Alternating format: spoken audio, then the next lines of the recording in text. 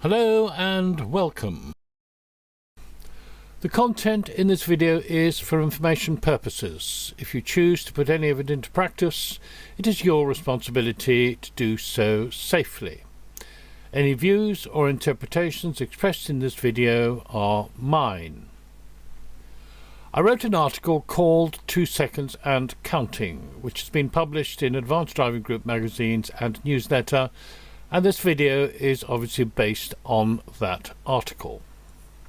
In part 2 of the introduction to the channel video, the point was made that many drivers are much more vulnerable to crashes than they realise, largely because of what I call a delusion of safety, which creates complacency and lack of desire to improve skill levels over and above the standard or basic driving test.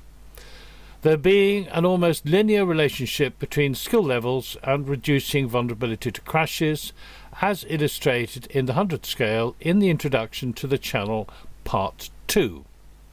Separately, I plan to do a video on key vulnerabilities which affect many drivers' safety levels. Perhaps the most important of those is that many do not understand what should be a fundamental, that of a safe following distance. Some 30% of crashes are apparently related to close following, and in my book there is no excuse for it, for 2 reasons which will become apparent in due course. Let's define what a safe following distance is. A suitable starting point is obviously the highway code. Rule 126 states drive at a speed that will allow you to stop well within the distance you can see to be clear. It also states leave enough space between you and the vehicle in front so that you can pull up safely if it suddenly slows down or stops. By those definitions, a driver is potentially unsafe if the distance between vehicles is such that it would not be possible to pull up in time if the one in front does an emergency stop. That can have 2 definitions and 3 possible outcomes. Outcome 1, your vehicle can come to a stop because it hits the one in front, so you are not able to stop in time, contrary to 126. Or option 2, which is the blue smoke job, a desperate last-minute attempt to stop and managing it just in time. Or 3, pulling up comfortably and without drama.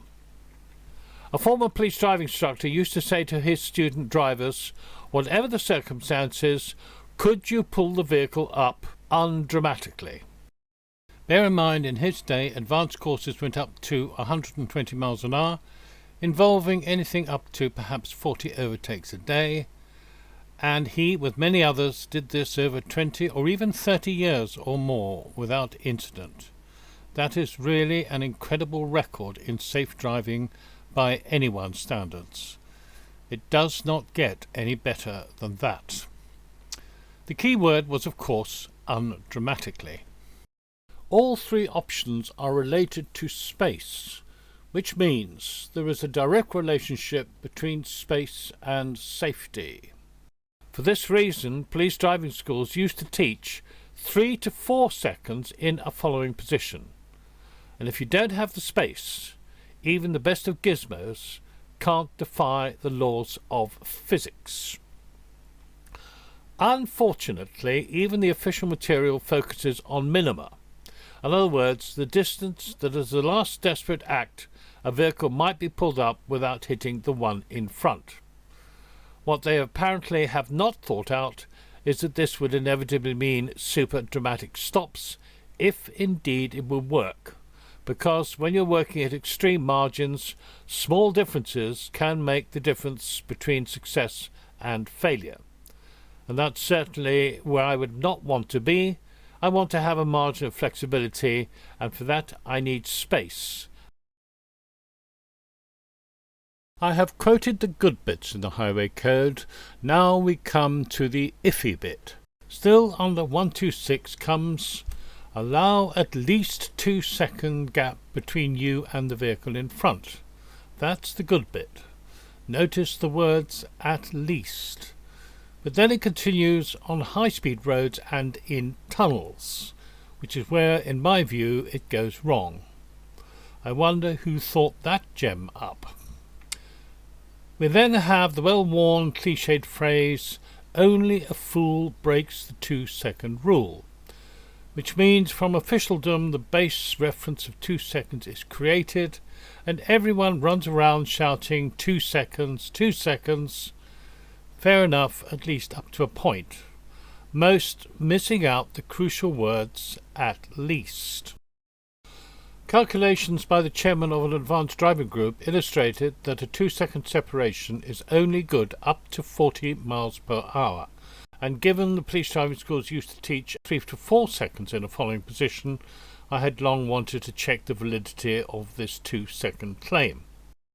With the help of some IAM, that's Institute of Advanced Motorists, qualified national observers, we performed an experiment which proved that at 50 miles an hour, even if you are anticipating the driver in front braking, you are unlikely to be able to stop in time before hitting the vehicle in front.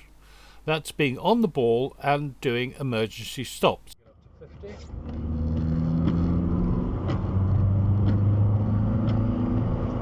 Okay. 0, 1, 2.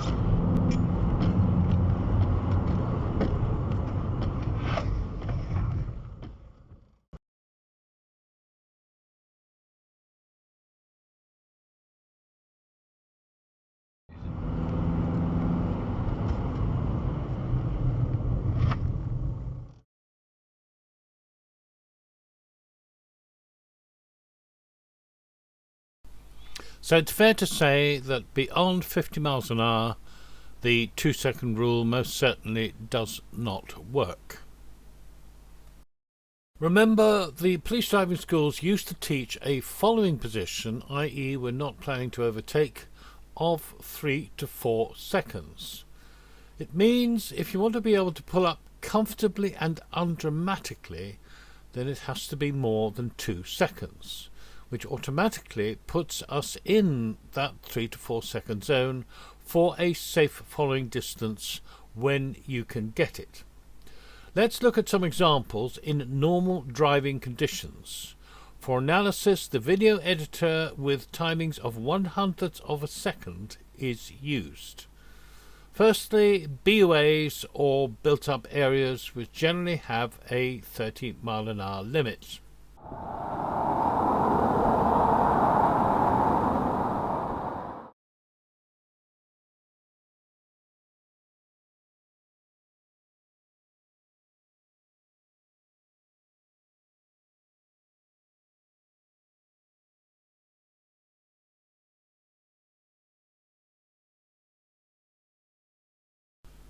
These were random examples, but this sort of spacing is very common.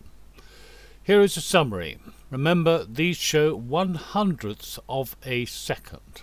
There was 1.87, 1.05, 1.81 and 1.03.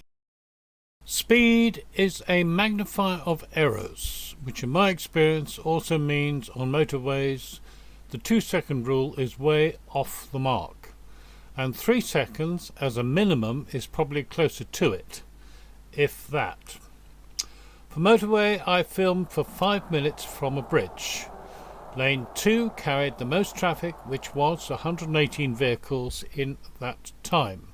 Not a great volume in motorway terms, so it wasn't a high intensity situation such as often found at commuter times.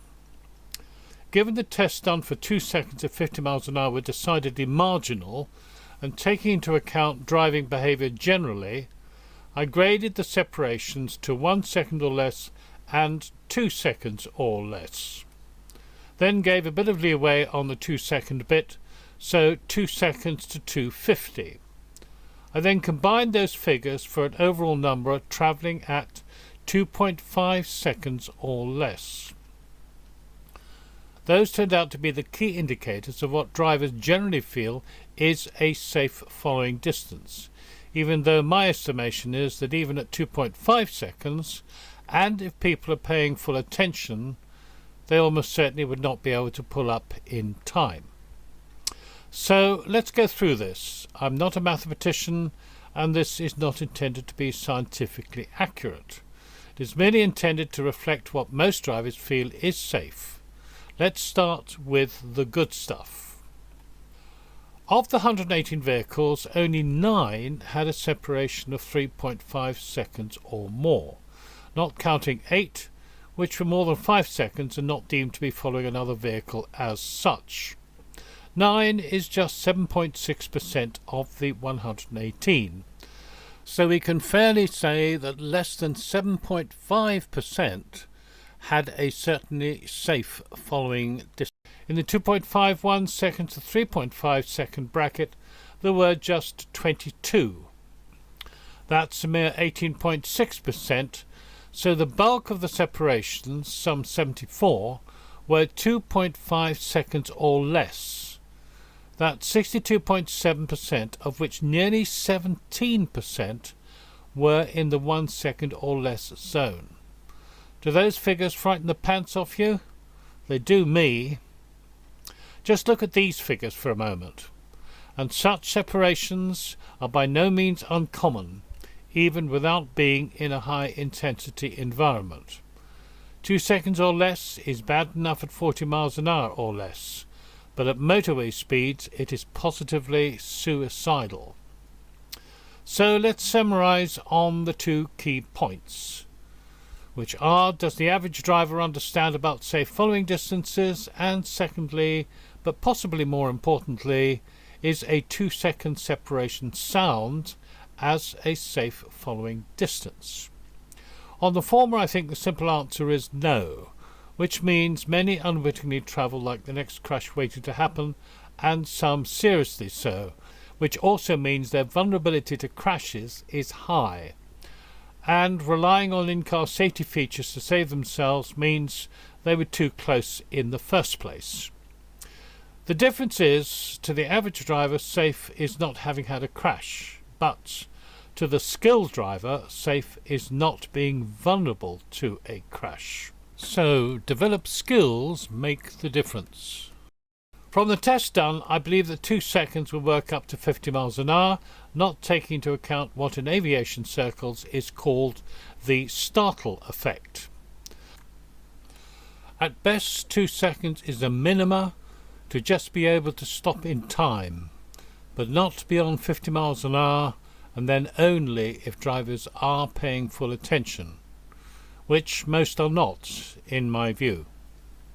Should you wish to do maths to validate why 2 seconds is sound, then again you're too close before you start. Once more, all of this points to a safe following distance of more than 2 seconds, so that you can pull up without drama, and we're back in the 3 to 4 second zone. You might not always be able to get this sort of spacing, but that does not undermine the principle. It merely means you're in a much more vulnerable set of conditions, and you need to be critically aware of that. Remember also, if you will, that space and time are 2 of your greatest assets for safety on the road. You literally lose them at your peril. Thanks for watching, and I hope you might have gained something useful from this video, which might also help to reduce your own vulnerability to crashes on the road.